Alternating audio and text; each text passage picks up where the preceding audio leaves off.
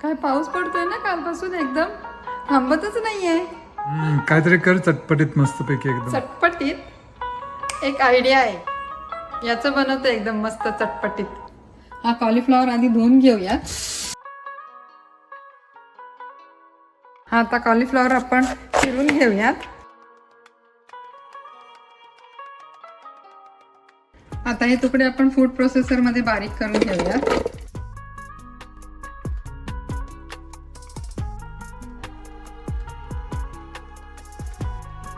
आता हा कॉलीफ्लॉवरचा रवा आपण मायक्रोवेव्ह मध्ये वाफवून घेऊयात.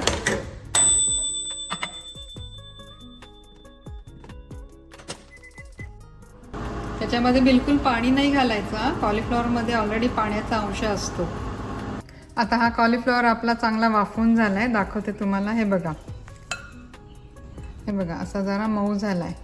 आता माझ्या मायक्रोवेव्हमध्ये मी दीड मिनटं असं 2 वेळा लावलं होतं.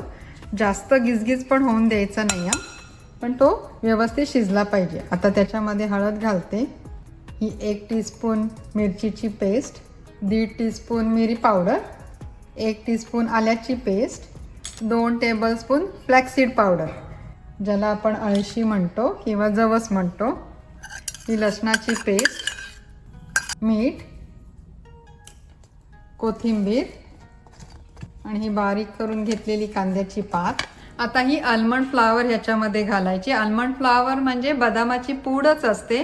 कुठली आल्मंड पावडर वापरायची तर ब्लांच आल्मंड फ्लावर किंवा ब्लांच आल्मंड पावडर. ब्लांच म्हणजेच काय, ज्या बदामाची जी साल असते ना ती काढून त्याचे पावडर किंवा त्याचं फ्लावर बनवलेलं असतं. आणि इनफॅक्ट ते चांगलं असतं, कारण बदामाच्या सालीची आपल्याला गरज नसते, म्हणून युजली आपण पण बदाम भिजवून साल काढून खातो.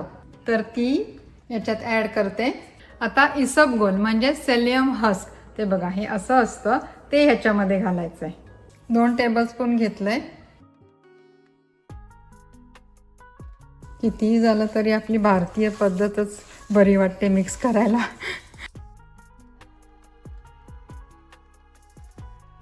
हे बघा, आता हे चांगलं बाइंड होतंय.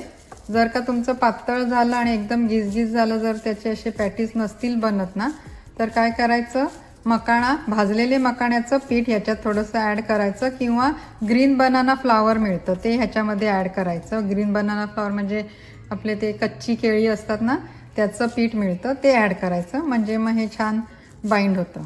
हाताला थोडंसं तेल लावून घ्यायचं आणि मग त्याचे असे पॅटीस बनवायचे.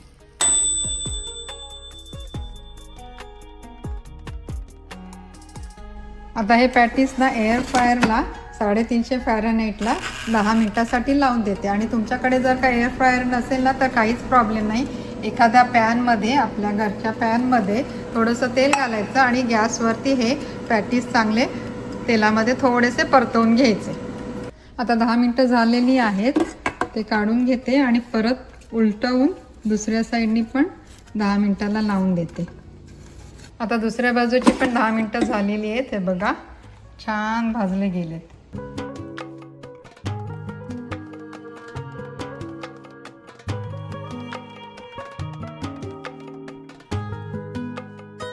झालं काहीतरी चटपटीत तयार.